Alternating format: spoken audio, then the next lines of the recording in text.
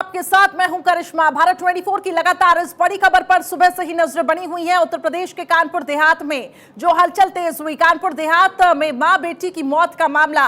अतिक्रमण हटाने के दौरान झोपड़ी में भीषण आग लग गई थी और आग में झुलसने से मां बेटी की मौत हो गई। आग बुझाने की कोशिशों में पिता और बेटे लगातार जुटे हुए थे, लेकिन उनकी कोशिशें असफल साबित हुई। बेटा भी झुलसा है। मौके पर पीएससी के जवान तैनात थे, लेकिन उन जवानों की मौजूदगी में मां और बेटी आग में झुलसने से उनकी मौत हो जाती है।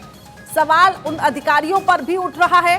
कब्जा हटाने गई टीम वहां पर मौजूद थी और उनकी मौजूदगी में यह पूरा घटनाक्रम हो जाता है। तो आग में झुलसने से मां बेटी की मौत हुई है। अतिक्रमण हटाने के दौरान झोपड़ी में भीषण आग लग गई। आग को बुझाने की कोशिशों में पिता और बेटे जुटे हुए थे और दोनों बुरी तरीके से झुलस गए। दुर्गेश मिश्रा अधिक अपडेट्स के साथ लाइव हमारे साथ कनेक्ट हो चुके हैं। दुर्गेश, फिलहाल मौके पर क्या हालात बने हुए हैं?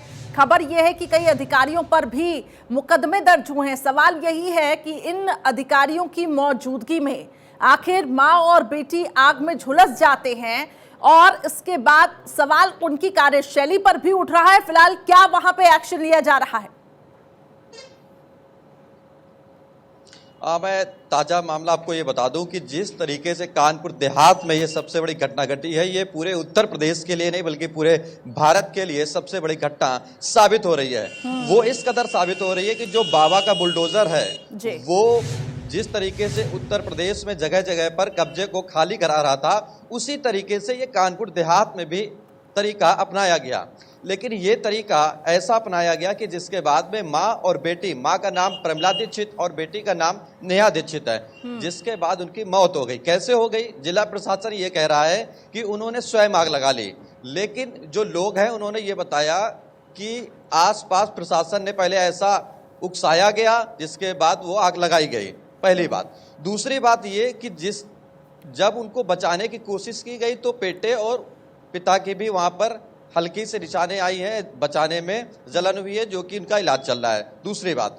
तीसरी बात यह है कि जब ये मुद्दा माँ बेटी की मौत हो जाती है तो जिसमें उत्तर प्रदेश के बड़े बड़े दिग्गज राजनेताओं ने बढ़ चढ़कर हिस्सा लिया। देर रात तक यहाँ पर एडीजी जोन पहुंचे, आईजी पहुंचे, समाजवादी पार्टी के नेता पहुंचे और राज्य मंत्री बीजेपी पार्टी के पहुंचे प्रतिभा शुक्ला।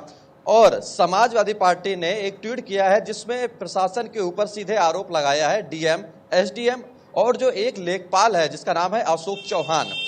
इस लेखपाल की वजह से पूरी घटना हुई है, जो कि अधिकारियों में यह बताया जा रहा है कि जल्द मुकदमा करके कार्रवाई की जाएगी। अभी जांच चल रही है। शुरुआती दौर में जो अभी चंद दिनों पहले, महीनों पहले एक केस आया था जिसमें एक व्यक्ति को थाने के अंदर पीट पीट करके हत्या कर दी गई थी, तब अखिलेश यादव ने संज्ञान लिया था। अखिलेश यादव कानपुर देहात में मौजूद हुए थे। लेकिन अब जब राजनीतिक मुद्दा गरमाने लगा है तो फिर से अखिलेश यादव आने की पूरी संभावना है कि कल की घटना है और आज अखिलेश यादव कानपुर देहात में मौजूद हो सकते हैं। लेकिन अगर हम बात करें योगी जी की, तो योगी जी का जो बुलडोजर, ये पूरा मामला जैसा कि आप बता रहे हैं कि राजनीति की भेंट चढ़ता हुआ दिखाई दे रहा है, लेकिन सवाल है उन पीड़ितों को आखिर इंसाफ कब मिलेगा? अभी तक इस पूरे मामले में उस दिशा में क्या कार्रवाई की गई है? और जैसा कि आप बता रहे हैं कि संभावना बन रही है अखिलेश यादव आ सकते हैं, तो सरकार की तरफ से आखिर क्या रुख है? योगी सरकार का भी आप जिक्र कर रहे थे। जी, सरकार की रुख की बात करें और मुआवजे की अगर हम बात करें तो ये दो बातें हैं। शुरुआती दौर में भीड़ आक्रोशित हुई कि उनको मुआवजा मिलना चाहिए, तो जिस कदर उन्होंने जो अशोक चौहान लेखपाल थे उनकी गाड़ी तक पलटा दी। ये एक बड़ी घटना हुई और एसपी कानपुर देहात के बाल बाल बच्चे घटनाक्रम में संयोजित होने के लिए, क्योंकि लोग आक्रोशित हैं कि उनको मुआवजा दिया जाए। मुआवजे में क्या दिया जाएगा ये अभी राशि तय नहीं की गई है, हालांकि जल्द होने वाली है। सरकार की तरफ से होगी या अन्य पार्टियों की तरफ से होगी जो विरोधी पार्टियां हैं। हालांकि सबसे बड़ी बात यह होगी कि कानपुर देहात में प्रशासन के ऊपर सवाल तो खड़े हो गए हैं और इसमें अब अन्य पार्टियां बढ़ चढ़कर हिस्सा ले रही हैं। मुआवजा जो तय किया जाएगा वो सरकार की तरफ से तय किया जाएगा, वो अभी आना बाकी है। जी बिल्कुल। और सियासी वोट बैंक की यहाँ पर कोशिश भी की जाएगी, जैसा कि आप बता रहे थे कि अखिलेश यादव के वहां पहुंचने की संभावना है, लेकिन फिलहाल जो तस्वीरें हैं दर्शकों को वो दिखा दे। मौके पर आपको बता दें कि अभी अधिकारी मौजूद हैं और जो जिस तरीके से आप देख पा रहे हैं कि पीछे जो तस्वीरें हमने आपको दिखाई, दरअसल वो घटनाक्रम की तस्वीरें थी जहां पे मां और बेटी बुरी तरीके से झुलसे, आग में झुलसने की वजह से उनकी मौत हो गई। सवाल यही है दुर्गेश कि इन लोगों को जब ये बताया, अतिक्रमण जब हटाया जा रहा था, जो कि अवैध तरीके से बताया जा रहा है कि इन्होंने कब्जा किया गया था, तो क्या इनको उस झुग्गी झोपड़ियों से निकालने की कोशिश पहले नहीं की गई थी? कैसे आखिर ये आग लगी? ये पूरा घटनाक्रम आखिर प्रशासन के उन नुमाइंदों के सामने हो जाता है। सवाल उन पर भी खड़ा होता है कि क्या आग को बुझाने की कोशिशें नहीं की गई? और फिलहाल आप बता दीजिए कि उनके पिता और बेटे की फिलहाल क्या हालत बनी हुई है, उनका क्या कुछ कहना है? जी, मैं आपको बता दूं कि जो ये घटनाक्रम है ये एक अवैध कब्जों को लेकर था, जिसमें ये इनका पूरा परिवार काफी सालों से रह रहा था। प्रशासन ने हिदायत दी थी कि आप हटा लीजिए, लेकिन ये हटाया नहीं जा रहा था।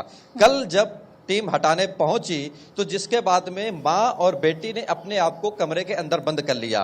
तो माहौल इतना खराब था कि शुरुआती दौर में ये नहीं पता चल पाया कि लोगों ने आग लगाई कि मां बेटी ने खुद लगाई। प्रशासन इसकी तफ्तीश कर रहा है, यानी जांच कर रहा है। जांच के बाद तय हो पाएगा कि आग खुद लगाई गई या लोगों ने लगाई, पहली बात। दूसरी बात यह कि जो आपने पिता और पुत्र की बात पूछी, वो मौजूद थे, झगड़ा क्रम चालू था। हालांकि उनकी गंभीर स्थिति ज्यादा नहीं है, लेकिन आपके चपेटे में आए हैं तो चोटें जरूर आई हैं। ठीक है। और सरकार यहाँ पे मुआवजे की बात कर रही है, लेकिन मुआवजा तो एक मरहम है। अब ये देखना होगा इस पूरे मामले में एक्शन क्या लिया जाता है। बहुत बहुत शुक्रिया दुर्गेश हमारे साथ जुड़ने के लिए। अब आगे